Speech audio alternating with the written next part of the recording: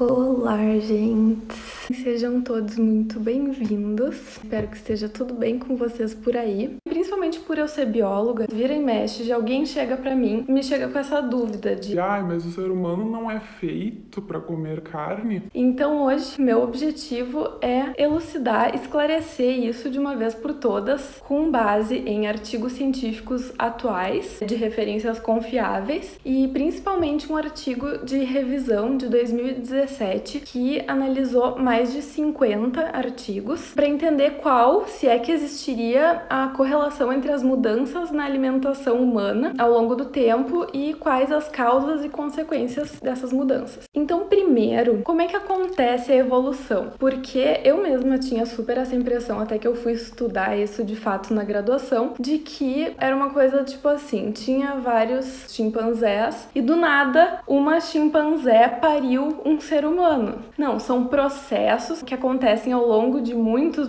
anos. Então, para uma espécie nova surgir, não é assim, do dia pra noite, tipo, uma chimpanzé cruzou com outro chimpanzé, né? Porque cruzas tem que ser com membros da mesma espécie, simplesmente ela deu à luz a um ser humano. Não existe aquela história de que a gente era macacos. Muitos fatores diferentes podem levar aos processos evolutivos. Então a evolução é um processo muito mais multifatorial, muito mais complexo e longo do que às vezes a gente pensa. E aí chegou um momento, né, depois de muito tempo, depois de muitas e muitas dessas modificações, que surgiram os primatas. E além das espécies de animais evoluírem, o ambiente também sofreu modificações diversas ao longo do período geológico. E o que aconteceu? No início, muitos mamíferos, como os primatas, inclusive as primeiras espécies de hominídeos, eles tinham esse hábito de subir em árvores para se defender de predadores. Então essa característica de subir em árvores era muito vantajosa, inclusive por isso os primeiros hominídeos conservavam essa característica. Por exemplo, os australopitecos, eles já eram parcialmente bípedes, mas eles ainda cultivavam muito desses hábitos arborícolas. Então, o que aconteceu é que essa característica, além de muitas outras, foram sendo passadas para os descendentes dentro dessas espécies. E dentro dessas espécies, algumas modificações foram acontecendo de forma aleatória e aí começaram a cruzar com os outros, né, que tinham a mesma característica e assim foram se diferenciando até que se tornaram espécies completamente diferentes. E aí, qual que é o lance, por exemplo, dos australopitecos? Como eles tinham esse hábito ainda parcialmente arborícola, a forma que eles se alimentavam era desses alimentos que davam nas árvores. O que as evidências indicam é que a alimentação deles era muito majoritariamente vegetariana, mas devido a alguns fósseis que foram encontrados, pode ser que em um ou outro momento eles até tenham se alimentado de algum animal, mas eles eram predominantemente vegetarianos, comiam esses vegetais que eles conseguiam nas árvores. Mas essas espécies, esses hominídeos, viviam no continente africano. E aconteceu um evento de colisão de placas tectônicas. E no que essas placas se chocaram, mudou muita coisa no clima da região. Mudaram os ventos, começou a chover muito menos. Então, o ambiente natural que tinha lá de floresta tropical não teve como se manter e começou a se transformar na savana africana que se conhece hoje. E qual que foi o lance? Foi que aí as árvores não eram mais tão abundantes em frutos, em vegetais no geral, e aí foi vantajoso para os primeiros Homo, que se acredita que eram os Homo erectus, porque eles já conseguiam ter melhor essa característica de ser bípedes, de caminhar apenas com as duas pernas. Então, para eles, isso foi uma grande vantagem, o poder descer das árvores e caminhar, correr, eventualmente caçar, mas inclusive pegar a carcaça de algum animal que já tivesse morrido, e isso garantiu a sobrevivência dessa espécie. Uma outra grande desvantagem para os australopitecos é que houve sim um período em que essas duas espécies, esses dois gêneros, coexistiram, tanto os australopitecos quanto os Homo erectus. E os Homo erectus e os Homo habilis se alimentavam também de vegetais, então já rolava uma competição. A diferença é que os outros passaram a comer carne também. E qual que foi a grande coisa que os Homo habilis fizeram? Habilis de habilidade, de hábil. Eles começaram a criar ferramentas. Eles desenvolveram ferramentas basicamente a partir de ossos e pedras que ajudavam a cortar os alimentos, tanto carnes quanto vegetais, e eles se alimentavam das duas coisas. Carnívoro, nenhum hominídeo, nenhum ser humano até hoje jamais foi, jamais vai ser, mas também não eram mais tão vegetarianos quanto os australopitecos, porque passou a ter muito menos disponibilidade de alimentos vegetais. Ou seja, nesse momento da evolução, comer carne foi sim essencial para a sobrevivência, porque passou a ter muito poucas árvores, poucos frutos e etc. Mas eles ainda comiam vegetais também, quando tinha disponibilidade. E aí, o que aconteceu, que foi assim um grandíssimo, gigantesco evento que fez absolutamente toda a diferença nessa história, foi que os Homo erectus foram quem aprendeu não só a usar o fogo, mas se ligaram de fazer a coisa mais significativa na nossa evolução, que foi começar a usar o fogo para cozinhar os alimentos. E aí não tem necessariamente a ver com o alimento ser carne, ser vegetal, ser cogumelo, ser o que quer que seja, que até então eles usavam para outras coisas, para iluminar, para se aquecer, para afastar predadores, enfim, passaram a usar também para cozinhar.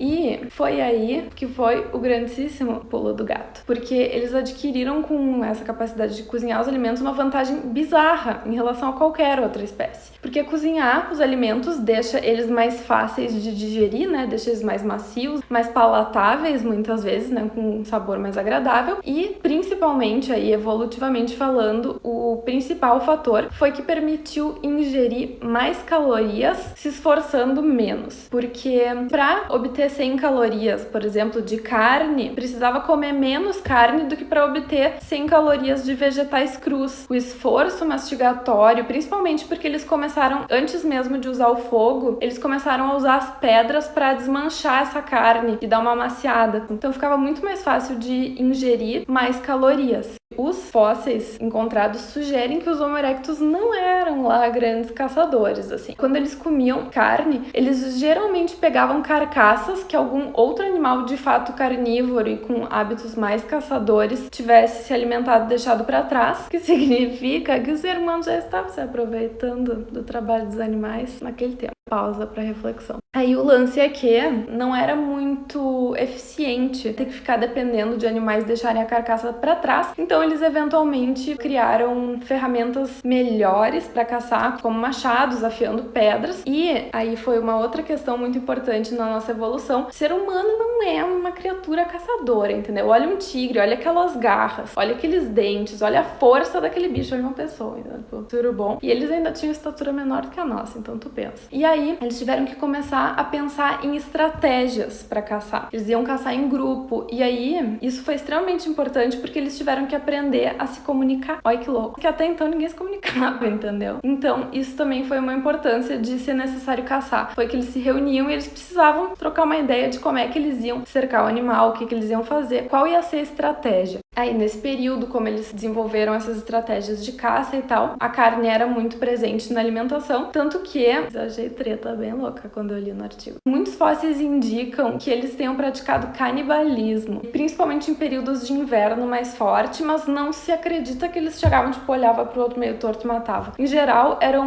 membros do próprio grupo que viessem a morrer, e aí eles aproveitavam aquela carne pra sobreviver. Não dá pra julgar. E aí, os Homo neanderthalenses, que são conhecidos como os neandertais, eles também viviam em grupos, eles caçavam, eles recolhiam plantas e tem indício de que eles também praticassem o canibalismo. E aí, isso também se deve a uma hipótese, a gente não tem como ir lá perguntar ou nada assim, se acredita que eles praticassem canibalismo porque teve um aumento muito grande no número de indivíduos naquela época. Mas aí, o mesmo lance, eles comiam ou membros do próprio grupo que viessem a falecer por motivo de fome, de frio, de doenças, né? Não tinha tratamentos para as doenças. Ou que eles pegassem inimigos de outros grupos, matassem e comessem. Seria bom. E pra tu ver como são as coisas, que a gente se acha muito do evoluído, muito do diferenciado Homo sapiens, se acredita que os primeiros Homo sapiens tivessem um comportamento semelhante a esse. Mas para eles surgirem, o que aconteceu foi que fatores ambientais foram forçando hominídeos a se adaptarem, passarem por mudanças tanto ambientais, mas também sociais, sexuais, foram passando por mudanças morfológicas nesses processos de adaptação. Então, aquilo. As características vantajosas surgiam aleatoriamente em diferentes momentos, em diferentes indivíduos, e quem conseguisse transmitir essas características para os seus descendentes, para as próximas gerações, tinha bem mais chances de sobreviver. Foi assim que surgiu, pelo menos muitas das mudanças anatômicas nesses Biridim tudo, que foi o aumento do cérebro, diminuição do rosto, diminuição dos dentes, diminuição das vísceras, que além do cozimento dos alimentos, se deve muito à evolução da nossa estrutura mastigatória ao uso daqueles instrumentos de pedra, que começaram a ser usados para deixar a carne mais fácil de digerir e fez ter que se esforçar menos para mastigar. E isso aconteceu milênios antes deles terem fogo para cozinhar os alimentos. Então esse é o lance. Pensa numa batata. Pensa se tu tivesse que mastigar ela na natureza. É muito mais trabalhoso do que se tu puder cozinhar essa batata. Então essa é exatamente a lógica. Isso significa que o consumo de carne foi de fato indispensável para a sobrevivência durante um período, até que se descobriu, que se inventou a agricultura. A agricultura permitiu ter muito mais abundância, muito mais disponibilidade de alimentos, cultivar os próprios alimentos, não ficar dependendo de achar, de estar disponível no ambiente. Fora isso, outro lance do calor, do cozimento, que foi muito importante, é que permitiu se alimentar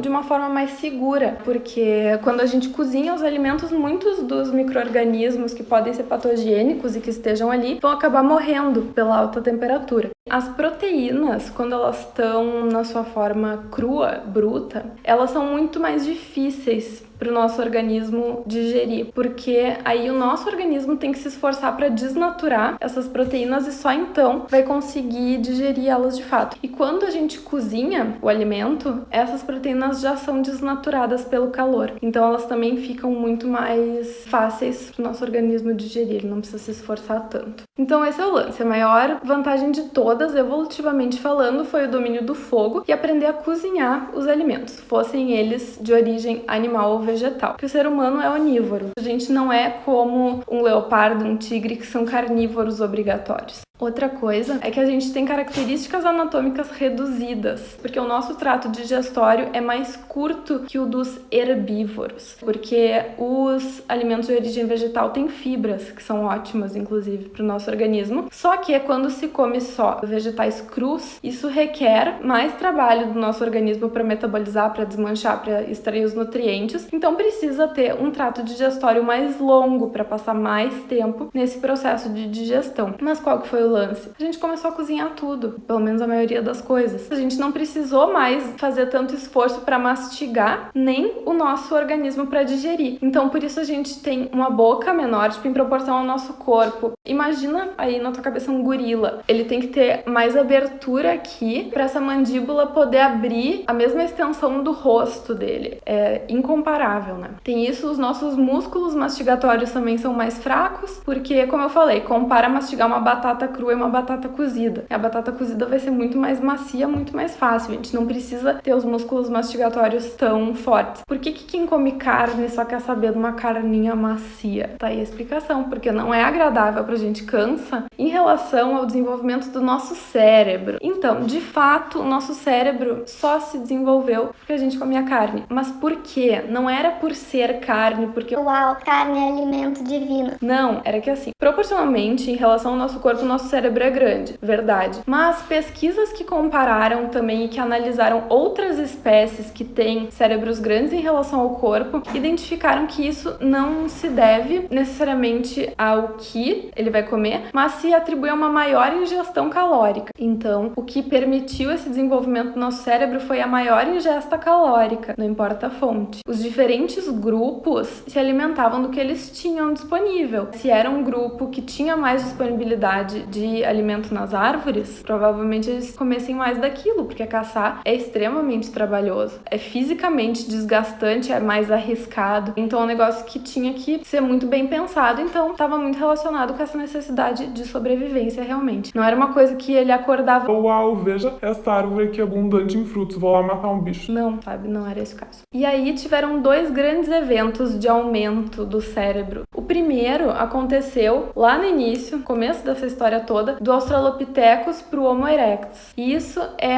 atribuído ao consumo de carne, mas por aquilo que eu comentei, porque começar a comer carne permitiu comer mais calorias em menores quantidades. Então, o primeiro aumento foi aí, foi quando os Homo erectus desceram das árvores e começaram a se alimentar também de carne. O segundo evento foi durante a existência do Homo heidelbergensis. Conhecem esse? Eu só fui conhecendo na graduação. E é atribuído, de novo, ao cozimento dos alimentos, não necessariamente da carne. Ou seja, qual a moral disso tudo? Qual a moral dessa história? Primeiro, num período muito específico, há literalmente milhões de anos atrás, foi necessário comer carne porque não se dominava a agricultura, não se preparava os alimentos de forma nenhuma. Então, quando a África começou a virar savana, começou a se perder as características de floresta tropical, começou a sobrar muito poucas árvores, começou a ter pouca disponibilidade de vegetal. Então, ficou mais vantajoso pegar ou a carcaça de um animal que já tivesse morrido ou eventualmente caçar para poder fazer refeições menores e mais calóricas. Número 2. Quando se aprendeu a praticar agricultura e principalmente a cozinhar qualquer tipo de alimento que fosse, já não era mais necessário ingerir toda aquela carne. Por quê? Porque nós somos uma espécie, biologicamente falando, onívora. Ou seja, o que importa é a gente obter os nutrientes que a gente precisa para estar saudáveis, para ter energia, para conseguir desempenhar as nossas funções. A gente pode escolher da onde a gente vai obter esses nutrientes, principalmente porque nós já estamos literalmente milhões de anos depois disso tudo que eu comentei ter acontecido. Então, além de ter se criado uma indústria cruelzíssima que explora e maltrata os animais porque visa só o lucro, não tá nem aí, isso não tem nada a ver com sobrevivência. A gente tem essa opção, mas a gente tem um mercado com 90 mil opções de alimentos que não envolvem morte, que não envolvem sofrimento, porque a gente tem milhões de anos de evolução nas costas. Então, o que a gente tem hoje é uma diversidade que não existia, a gente tem conhecimento, a gente tem recursos para poder fazer melhores escolhas sem destruir o planeta, sem adoecer no meio do caminho. Então, esse é o lance, gente. Não, nós não fomos necessariamente feitos para comer carne. Nós somos seres onívoros. Num período foi vantajoso, foi necessário permitir que a gente sobrevivesse? Foi, mas a gente já não está nesse período há alguns milhões de anos. Contem aí se vocês curtiram, se vocês já sabiam, se foi novidade. Isso que eu queria vir aqui pra gente conversar hoje. Então é isso, gente. Muito grata a quem acompanhou, quem ficou agora até o final. Beijo, gente.